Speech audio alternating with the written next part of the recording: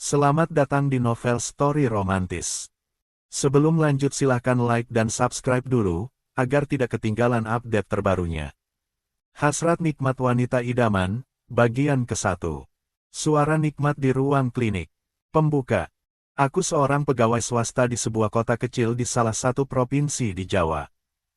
Pekerjaanku banyak sekali berhubungan dengan pegawai internal perusahaan dan masyarakat sekitar. Itulah kenapa aku dikenal banyak orang dan bertemu berbagai tipe manusia, termasuk wanita.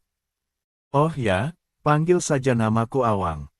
Aku bertubuh kecil, tinggiku hanya 165 cm dengan berat badan 60 kg.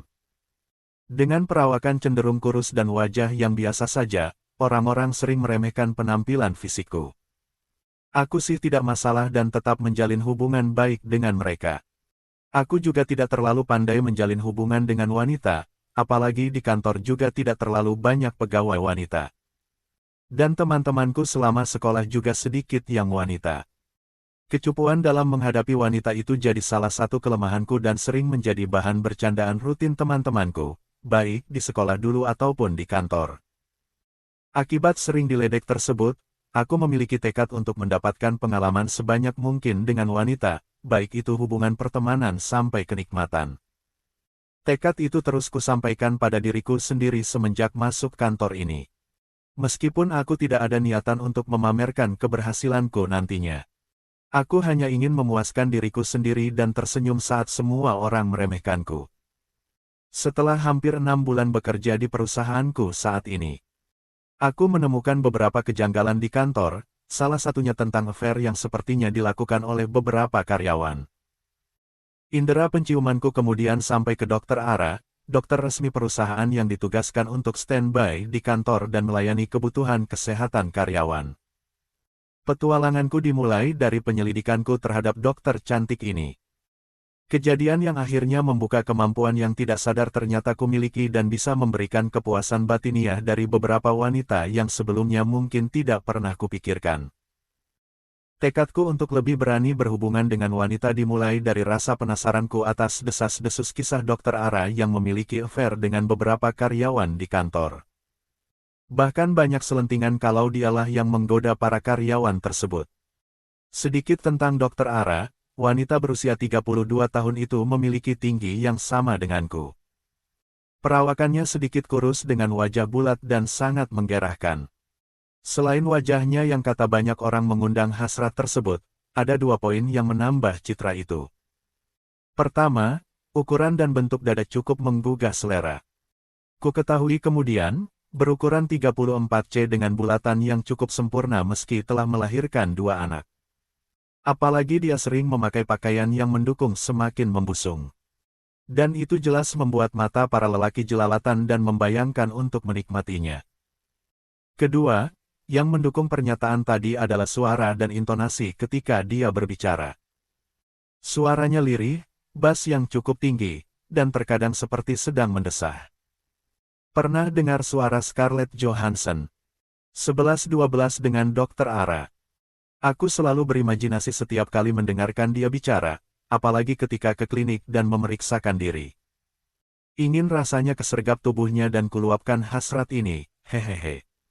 Setelah mengamati ia lebih detail, kurasa pendapat orang-orang tentang Dr. Ara mendekati kebenaran. Apalagi setelah aku memutuskan untuk lebih dekat dengan perawat yang membantu dia di klinik, namanya Hari, aku memanggilnya Mas Hari karena usianya lebih tua dariku.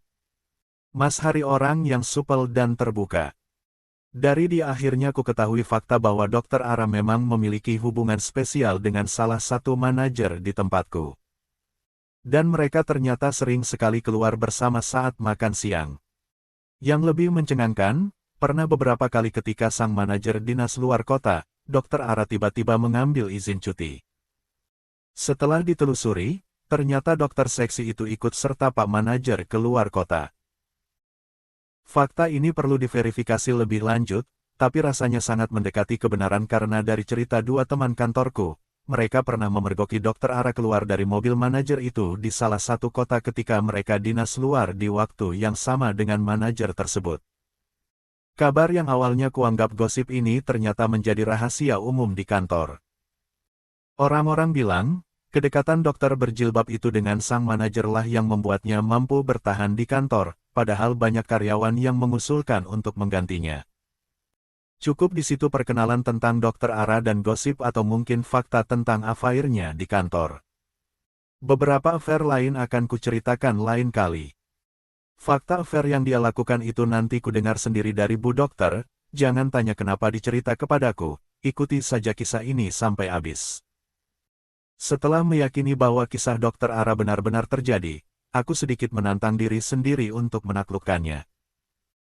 Meskipun menyadari bahwa mungkin aku tidak masuk tipenya, melihat dari ciri-ciri beberapa orang yang pernah memiliki affair dengannya, tapi namanya tekad dan hasrat patut diperjuangkan sebelum benar-benar gagal. Kuyakinkan bahwa aku bisa, kalaupun gagal, anggap saja sebagai bagian dari pembelajaran menjadi laki-laki idaman wanita. Entah kenapa, semesta seperti mengizinkanku untuk melancarkan mimpi yang kuidamkan. 2 bulan setelah tekad itu kucanangkan, pintu itu terbuka juga. Suatu siang, aku merasa tidak enak badan karena akhir pekan lalu keluar kota bersama beberapa teman. Aku yang terbiasa menjaga kondisi badan agar tidak sakit memutuskan ke klinik untuk sekadar minta vitamin kepada Mas Hari. Setelah salat duhur, aku segera menuju klinik. Sampai di klinik, tidak terlihat batang hidung Mas Hari di ruangannya. Kuputuskan menghubunginya melalui WA. "Di mana bos? Mau minta vitamin. Lagi makan di luar Mas bro. Sudah otu balik. Tunggu situ ya, sama cek ruangan sebelah siapa tahu ada suara-suara enak, hahaha." Dek. Melihat balasan dari Mas Hari, kulirik pintu di depan ruangannya yang memang ruangan periksa dan ruangan dokter. Kupasang telinga lekat-lekat. Terdengar lirih suara orang cikikikan. Padahal aku berharap suara desahan yang muncul. Siang-siang begini memang banyak karyawan yang keluar kantor untuk makan atau tidur di ruang loker dan musala. Jadi memang kantor akan sangat sepi sampai jam 1 siang. Aku masih tetap mematung mengamati suara-suara yang timbul tenggelam seperti yang sedang menikmati sesuatu. Sambil menyiapkan jawaban ketika tiba-tiba ada seseorang, atau mungkin 2 orang keluar dari ruangan tersebut. Aku gelisah. Antara rasa ingin tahu berlebihan dan takut kalau ketahuan. Tapi aku tidak melakukan hal-hal yang mencurigakan, kenapa mesti takut? Jantungku tetap berdetak lebih kencang dari biasanya. 15 menit berlalu, suara dari dalam ruangan makin tak terdengar. Aku makin deg-degan. Jangan-jangan, ini waktunya aku mengetahui semua. Tiba-tiba masuk pesan WA di HP-ku. "Gimana? Sudah selesai pertunjukannya?" Hahaha. Sit. Mas Hari memang kurang ajar. Sepertinya dia sengaja makan di luar karena ada perintah waktunya, periksa dokter, dari salah satu pasien. Kalau begini, tadi aku tak langsung ke klinik. Pantas saja dia tak terlihat waktu salat duhur tadi. Otakku jadi kacau dan pikiranku makin tak tenang. Segala alternatif jawaban yang coba kususun tidak lantas membuatku mampu menenangkan diri. Bagaimana jika mereka berpikir aku menguping, mengintai, atau sengaja ingin memergoki? Bagaimana jika mereka memojokkanku dan menuduhku ingin berbuat jahat? Bagaimana jika mereka berbuat di luar perkiraan karena merasa terpojok dan melaporkanku ke atasan? Aku makin panik. Aku makin bingung. 5 menit kemudian engsel pintu mengeluarkan suara. Aku masih memunggungi pintu. Wajahku pucat. Bingung. Berbagai kalimat berlomba untuk menjadi yang terdepan keluar. Mas, dari tadi. Ada suara laki-laki yang sepertinya kukenal. Harus kuputuskan. Aku memberanikan diri memutar tubuh. Iya, Mas. Mau ketemu Mas Hari, tadi katanya masih di luar, disuruh nunggu. Oalah awang tah dari tadi. Abis periksa ini, uang. Badan remuk dari luar kota kemarin, tanpa kutanya, dia menjelaskan apa maksud dan tujuannya berada di klinik. Kubalas penjelasannya dengan senyum yang paling manis dan tanpa rasa curiga. Setidaknya, kemungkinan buruk yang kubayangkan sebelumnya tidak terjadi. Duluan ya uang kalau gitu, ia pamit, keluar dari klinik. Mas Iwan. Bukan Pak Manajer yang keluar dari klinik. Dugaanku salah besar. Aku makin bingung dengan dokter ini. Antara berani atau gila. Antara nekat atau maniak. Aku bingung. Selama penelusuran kasus ini, memang Mas Iwan menjadi salah satu terduga yang melakukan affair dengan Dr. Ara. Tapi itu kisah 2 tahun lalu, banyak orang mengatakan bahwa kisah itu sudah tamat. Mungkin saja orang-orang salah. Kisahnya belum tamat. Atau episode baru telah dimulai. Kisah ini makin menarik. Penelusuran ini makin menantang. Oh alah, ada Mas Awang. Mau ketemu saya atau Mas Hari? Suara yang amat kukenal terdengar bersamaan dengan pintu ruangan Dr. Ara yang terbuka. Ah, suara yang khas, yang selalu membuat hasrat meningkat. Oh, iya Bu Dokter.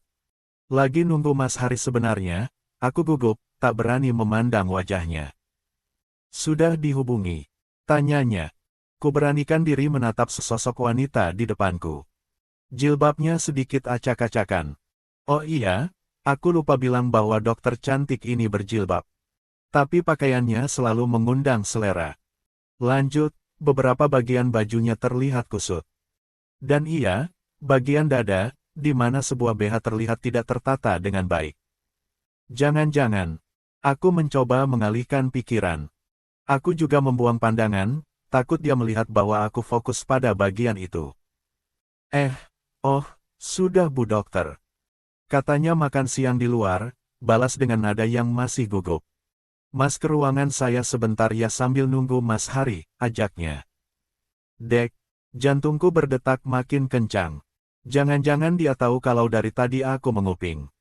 Jangan-jangan dia mau mengancamku. Jangan-jangan dia mau memberikan sesuatu agar aku tutup mulut. Yang terakhir ini sih harapanku. Mudah-mudahan saja. Hehehe. Titik. Aku masuk ke ruangannya dengan perasaan campur aduk. Dia masih berdiri menungguku masuk. Duduk, Mas, dia tetap tersenyum. Manis sekali. Ingin ku terjang rasanya. Dia menutup pintu dan menguncinya. Iya, pintu itu dikunci. Perasaanku makin tak karuan. Ia berjalan melewatiku dan duduk di kursi miliknya. Aku menunggu. Tak berani buka suara. Mas Awang, dia menatapku tajam, aku yakin Mas di luar dari tadi. Dia tersenyum. Sangat menggoda. Oh enggak kok Bu, belum lama saya tadi, kilahku. Aku makin gugup. Wajahku mungkin sedikit pucat saat ini. Sudah jangan bohong. Kamu dengar apa saja tadi? Dia menyelidik. Kini dia menguasaiku. Saya tidak dengar apa-apa sih, Dok. Aku tetap mengelak. Mana mungkin aku jujur kalau tadi ku dengar kalimat manjanya kepada Mas Iwan. Bahkan ada sedikit desahan, yang memang sangat lirih. Meski juga terdengar tawa manja dan banyak bagian yang hening tanpa suara. Jangan bohong. Tolong dong aku dibantu, ku beranikan menatap wajahnya. Nampaknya ini jurus yang ia keluarkan pada setiap lelaki, wajah sedikit nakal namun memelas. Seperti memohon bantuan atas sesuatu yang teramat penting, yang mengancamnya. Ia berdiri, mendekatiku. Jantungku rasanya mau copot saja. Aku ingin waktu ini di-skip ke jam 4 sore saja. Aku bingung. Apa yang harus kulakukan? Ia makin mendekat. Dek, bersambung.